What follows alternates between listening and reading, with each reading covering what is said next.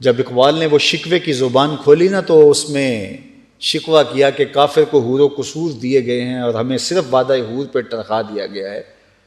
تو اس کا پھر جواب بھی آیا کہ تم میں کوئی حوروں کا چاہنے والا ہی نہیں، جلوہ طور تو موجود ہے کوئی موسیٰ ہی نہیں، کوئی طلب سے وہاں آ کر کے جھولی پھیلا کے مانگنے والا ہی نہیں، تمہارے اندر دولت عثمانیوں ہی نہیں ہے۔ دولت مند تو جب حالات تھوڑے تلخ ہو جاتے ہیں تو وہ اور تنگی کر دیتا ہے، ذخیرہ اندوزی کرنے بیٹھ جاتا ہے۔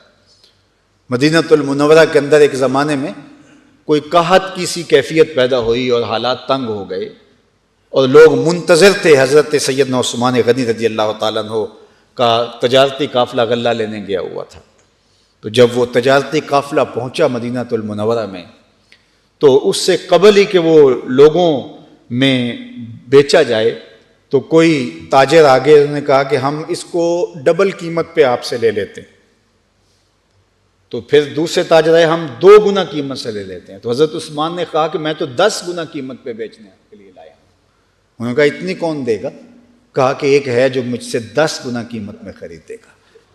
اللہ! اور وہ منتظر تھے، وہ کون ہے؟ تو آپ نے اپنے خادموں کو بلایا، کہا مدینے کی گلیوں میں سے یوں ہی بانٹ دو، من جاء بالحسنۃ فلہ عشر امثالھا، میرا مالک 10 گنا مجھے عطا کرے گا۔ حالات اس طرح ہو تو اسلام تو یہ ہے، اور ہم جب اس طرح کے حالات ہوتے ہیں تو چیزوں کو اور لپیٹ کے بیٹھ جاتے ہیں، تو پھر کیا مصیبت ہو۔ یہ پیٹرول مہنگا ہوا ہے تو رات لائنیں لگی تھی، وہ چاہ رہے تھے کہ 12 بجے کے بعد ہی سیل کریں۔ آپ مجھے یہ بتائیے کہ ایک روٹین کی سیل ہو رہی ہے اور خریدا بھی اس حساب سے اور نفع میں بیچا جا رہا ہے، تو یہ ہم خود اپنے آپ کو دیکھیں ہم کھڑے کہاں ہیں۔ جب میں کہتا ہوں الہی میرے احوال دیکھ، حکم ہوتا ہے اپنا نامہ اعمال دیکھ، تو کہا کہ تم دوستیاں لگاتے ہو ان سے اور ان کی دوستیوں پر فخر ہے، تمہیں ناز ہے ان کی دوستیوں پہ، اور دوسری طرف اسلام تمہاری زبان کے اوپر سے اسلام ہے۔ تمہارے اندر اسلام ہوتا تو کبھی خیانت نہ کرتے، تمہارے اندر روح میں اسلام اترا ہوتا تو کبھی زبان پہ جھوٹ نہ آتا، مر جاتے لیکن جھوٹ نہ بولتے۔ تمہاری روح میں اسلام اترا ہوتا تو کیسے تم غنائم کو ہڑپ کر لیتے، کیسے تم حکومتی خزانے کو نوچتے، کیسے تم جو ہے وہ لوگوں کی زندگی تلخ کر دیتے، کیسے تم ذخیرہ اندوزی کرتے، کیسے تم جھوٹی قسمیں کھاتے، کیسے تم اپنے ہمسائے کو تکلیف دیتے،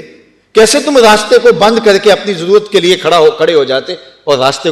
بند کر کے لوگوں کو اذیت پہنچاتے اور تکلیفیں پہنچاتے، کس طرح تم لوگوں کے اندر نفرت کے بیج بوتے اور فرقہ واریت سے لے کر کے جو ہے وہ باہمی منافرتیں اور شریکہ برادریاں، یہ کیا کچھ تم نے بنایا ہے؟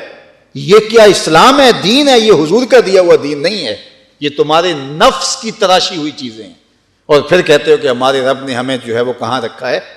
تم اس جگہ پہ آئے نہیں، واعظ قوم کی وہ پختہ خیالی نہ رہی، برق طبعی نہ رہی، شعلہ مکالی نہ رہی، رہ گئی رسم آذاں روح بلالی نہ رہی، فلسفہ رہ گیا تلقین غزالی نہ رہے، مسجد مرثیہ خواہیں کہ نمازی نہ رہے، یعنی صاحب اوصاف وہ حجازی نہ رہے۔ تو آج ہم وہ ہیں ہی نہیں ہیں، نماز روزہ حج زکوٰۃ سب کچھ ہے باقی، مگر تو باقی نہیں۔ اقبال نے کہا تھا یہ سب باقی ہیں، یہ رسمیں رہ گئی ہیں، لیکن تو اندر سے جو اصل وہ روح جو تھی وہ ختم ہو گئی، اور نتیجہ کیا کہ آج جس حالت میں ہیں اللہ تعالیٰ ہمیں محفوظ فرمائے